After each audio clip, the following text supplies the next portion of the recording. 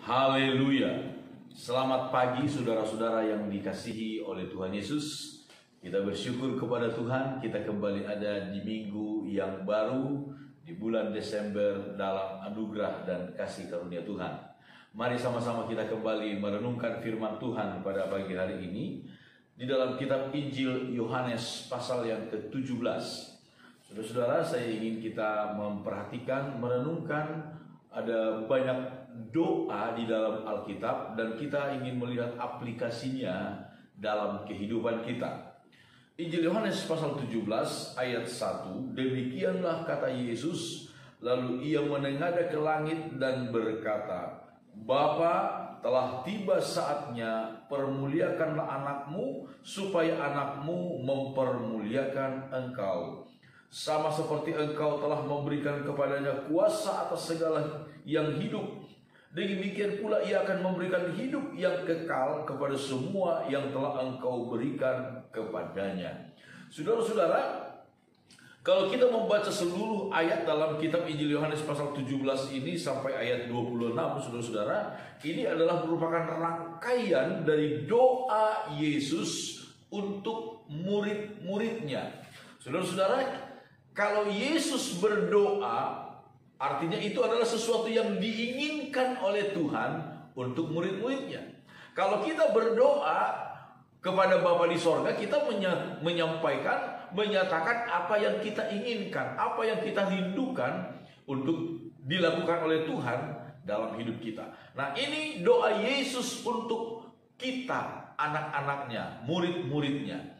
Kalau kita membagi, saudara-saudara, memperhatikan seluruh ayat ini sampai ayat 26, maka kita akan menemukan setidaknya ada 4 hal yang didoakan oleh Yesus di dalam ayat-ayat ini untuk murid-muridnya. Yang pertama adalah doa Yesus untuk murid-muridnya supaya kita menjadi satu.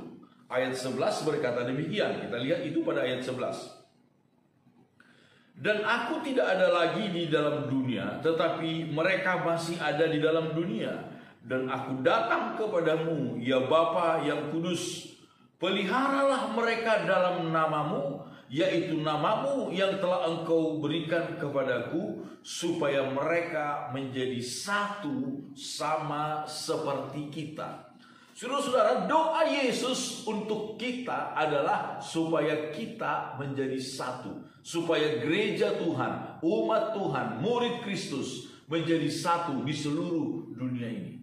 Kesatuan ini begitu penting, saudara-saudara. Kesatuan ini begitu penting. Yesus berkata di dalam kitab Injil, Matius dan Injil Lukas, kalau ada kerajaan yang terpecah-pecah, niscaya kerajaan itu sebentar lagi akan runtuh dan lain sebagainya. Kalau ada rumah tangga yang terpecah-pecah, maka niscaya rumah tangga itu sebentar lagi akan runtuh, akan hancur. Begitu pentingnya kita menjadi satu. Kalau kita membaca dalam kitab Kisah Para Rasul pasal 2, pasal 3, pasal 4, awal-awal dari gereja Tuhan muncul, disebutkan bahwa jemaat Tuhan adalah jemaat yang bersatu teguh. Kalau sampai sekarang ini, kalau kita melihat saudara-saudara, gereja seakan-akan belum menyatu. Ini menjadi satu tanggung jawab kita juga berdoa sebagaimana Yesus berdoa untuk kesatuan gereja Tuhan. Kesatuan dalam hal apa? Mari kita lihat di dalam kitab Efesus pasal 4, saudara-saudara. Efesus pasal yang keempat. Disebutkan ayat 3. Dan berusahalah memelihara kesatuan roh oleh ikatan damai sejahtera. Kesatuan yang diinginkan oleh Tuhan, saudara-saudara, tentunya bukan kesatuan sinode, bukan kesatuan apakah itu memungkinkan atau tidak, itu bukan yang terpenting. Tetapi bukan kesatuan sinode, bukan kesatuan organisasi, tetapi disebutkan adalah berusahalah memelihara kesatuan roh oleh ikatan damai sejahtera. Apa itu kesatuan roh? Satu tubuh, tubuh Kristus, satu roh, Roh Kudus, sebagaimana kamu telah dipanggil kepada satu pengharapan.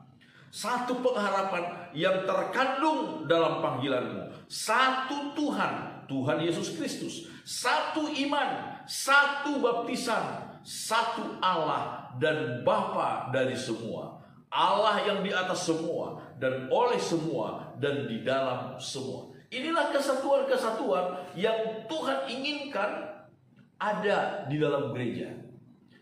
Kalau ada yang masih berbeda dalam hal-hal seperti ini, mari kita juga berdoa, saudara-saudara, sebagaimana Yesus berdoa.